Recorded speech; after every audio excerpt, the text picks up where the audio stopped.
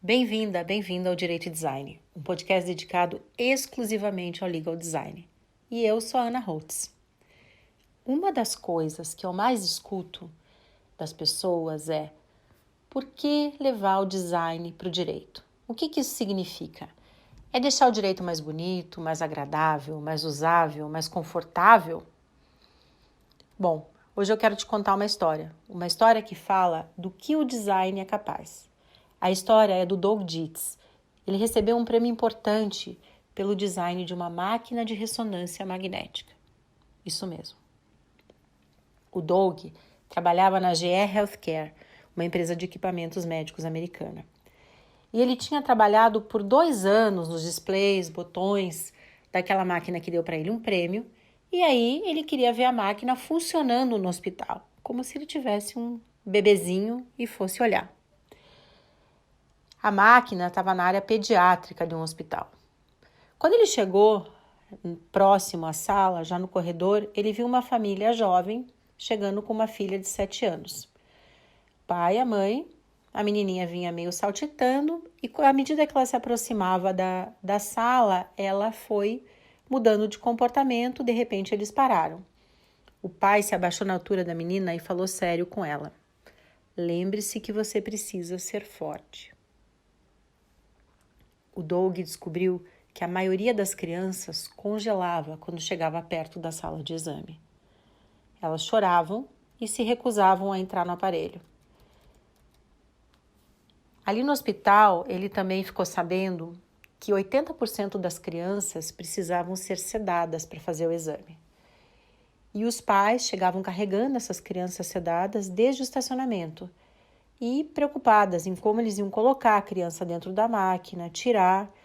Mas era uma preocupação que não começava ali na sala de exame, mas sim desde o momento que o exame era agendado. E, mais do que isso, ele foi sentindo um clima de medo no lugar. Olhando em volta, ele viu que era uma atmosfera horrorosa, né? Um lugar escuro, com umas luzes estranhas piscando, cheio de botões. O piso era demarcado por uma faixa amarela e preta. E a maquininha que ele tinha feito, ela mais parecia um tijolo gigante com um buraco dentro. Além de tudo, era super barulhenta. Os exames demoravam mais do que o previsto para ser feitos, o que atrapalhava os agendamentos. E muitas vezes eles também precisavam ser refeitos, porque as crianças não conseguiam ficar paradas o tempo todo. Então era preciso repetir.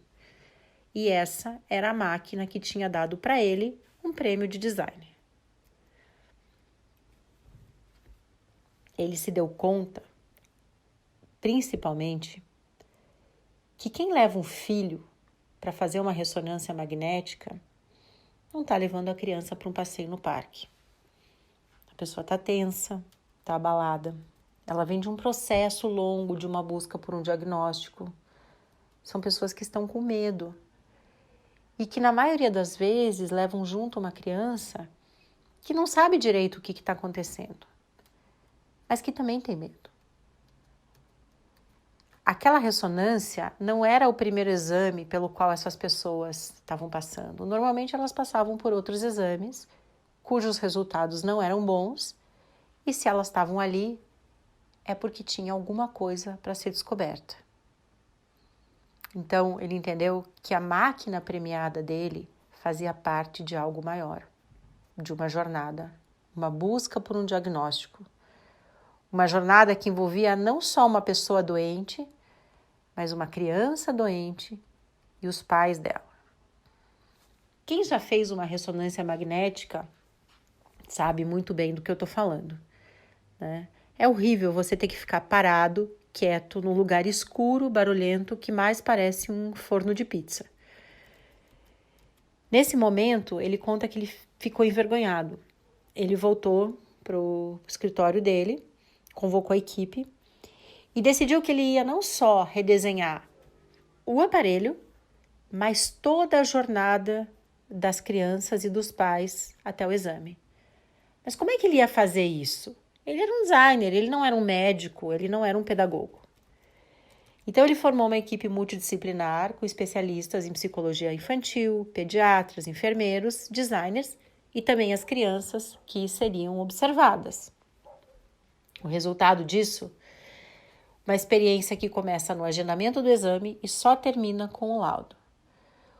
O que ele olhava o tempo todo é como ele poderia minimizar o sofrimento daquelas famílias. Ele não podia fazer nada em relação ao diagnóstico, mas a experiência que aquelas pessoas iam ter com o equipamento que ele desenhou, isso sim, ele podia ter alguma influência. E ele sabia que ele não precisava piorar as coisas, elas já estavam bem ruins para aquelas pessoas. O que ele pensava era, quando as pessoas saírem daqui, entrarem no carro para voltar para casa, talvez elas tenham uma conversa mais leve ou uma experiência mais tranquila. Mas como é que você transforma algo difícil em um momento agradável? Observando as crianças, eles começaram a ver que a imaginação infantil ela é impressionante e que as crianças têm a capacidade de ressignificar objetos o tempo todo. Então, se você dá, por exemplo, 3 cadeiras e um cobertor, com o que elas podem brincar? Aquilo pode virar um castelo, pode virar um barco, pode virar um esconderijo. E eles apostaram justamente nessa capacidade. Então, a máquina branca e horrorosa ganhou uma pintura especial e tornou-se um navio, uma nave espacial ou um esconderijo secreto. Mas não só a máquina, mais que isso, ela poderia ser parte de toda uma aventura no mar, uma viagem espacial, um acampamento na floresta. E a partir daí, toda a experiência foi redesenhada. A criança seria considerada como um pequeno aventureiro. E quando ele chegasse no hospital, ele seguiria pelos corredores, que já eram decorados conforme o tema da experiência, da aventura, até chegar na sala de exame, o ápice da jornada. Por exemplo, um dos projetos foi uma aventura no fundo do mar. Nisso, os corredores do hospital foram todos decorados, pintados, colocaram pedrinhas no chão para que a criança fosse caminhando e pulando, e aí ela já ia corrigindo os pais, para que os pais também pulassem as pedras e agissem de forma adequada. E isso ia distraindo todo mundo pelo caminho, né? Ia relaxando. A sala de exame também recebeu toda uma pintura de fundo do mar, o chão, eles usaram aromaterapia também, e o protocolo de atendimento foi adaptado para uma linguagem de aventura, como se fosse uma experiência da Disney, um brinquedo da Disney, né? Num dos exemplos, a máquina de ressonância ganhou a pintura de um barco e eles diziam para a criança que tinha peixinhos em volta. E quanto mais a criança ficasse quieta dentro do barco, mais os peixinhos iam pular. Então, a criança não se mexia e ela passou a cumprir os combinados, porque já não eram os combinados para um exame, eram os combinados de uma brincadeira. Essas salas especiais começaram a ser disputadas e o resultado foi que os hospitais passaram a ter mais agendamento de exame e os exames passaram a ser também mais rápidos, porque dava certo, né? E um dia o Doug foi lá, então, ver como é que as coisas estavam funcionando. Ele conta que viu uma menininha que tinha acabado de sair da máquina, né, acabado de fazer o exame, os pais estavam ali conversando com os médicos, com o enfermeiro, e a menina cutucava a mãe, puxava a mãe para dizer alguma coisa naquela situação que o adulto fica tentando prestar atenção numa conversa, enquanto o filho fica lá chamando. Aquela cena típica. E aí, de repente, a mãe vira para a criança e diz, né, o que é, minha filha? E a menina diz assim, a gente pode voltar amanhã, mamãe? Ele conta isso em um TED Talk de 2012. Quando ele conta isso no TED, ele começa a chorar. E ele conta que na hora, quando ele viu essa cena, ele também começou a chorar. E aí ele olhou para a especialista, para a moça que estava operando a máquina de ressonância, e viu que ela também estava com o rímel todo borrado. Daí ele falou, ai meu Deus do céu, eu sou o cara da empresa de ressonância que vem aqui olhar o funcionamento do equipamento e o meu cliente está aqui e eu faço uma cena, pediu desculpa para a moça e disse assim, olha, foi mal, né, tal. Ela falou, não. Tudo isso me fez eu me dar conta do motivo que me levou a trabalhar com saúde, com pediatria. As crianças. Eu tô aqui por causa das crianças, né? E aí ela fala para ele que toda aquela atmosfera pesada, ficar focada na realização do exame, nos botões, em o resultado do diagnóstico ser correto, ela se esquecia que no final ela estava lidando com crianças. Bom,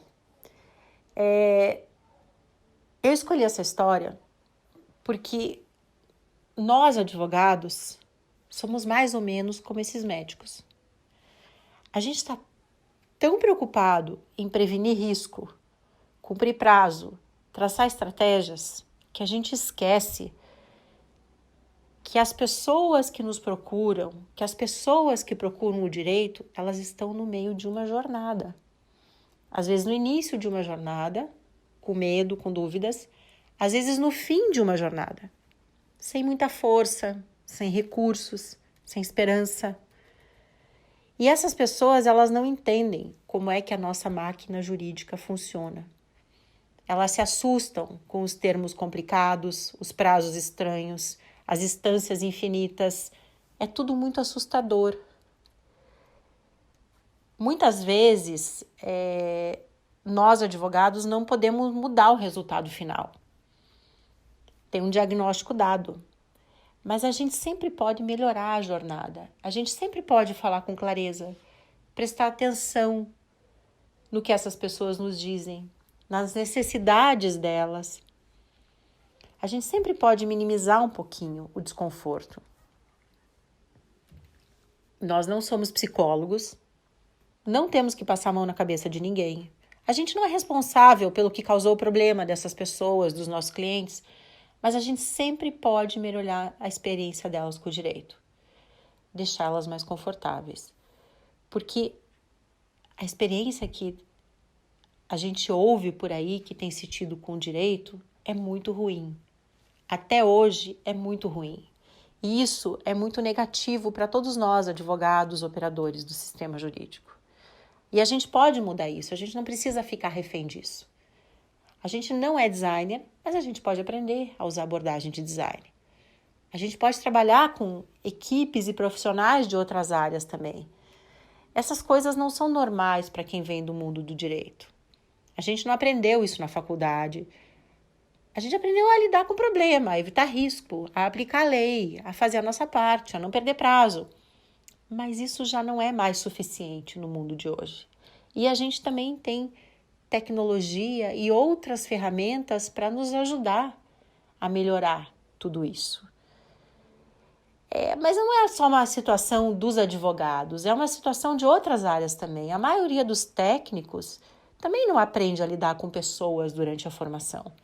Os engenheiros criam produtos que devem ser úteis, eficientes, mas quem faz com que esses produtos sejam usáveis e agradáveis são os designers. Esse tem sido o papel do design. Até bem pouco tempo, os programadores faziam softwares difíceis de acessar. Eles diziam que o usuário é a parte burra atrás da máquina. Quem nunca ouviu isso? De repente, começaram a transformar as interfaces, começaram a desenhar processos mais intuitivos. O design veio ajudar muito a gente a usar a tecnologia.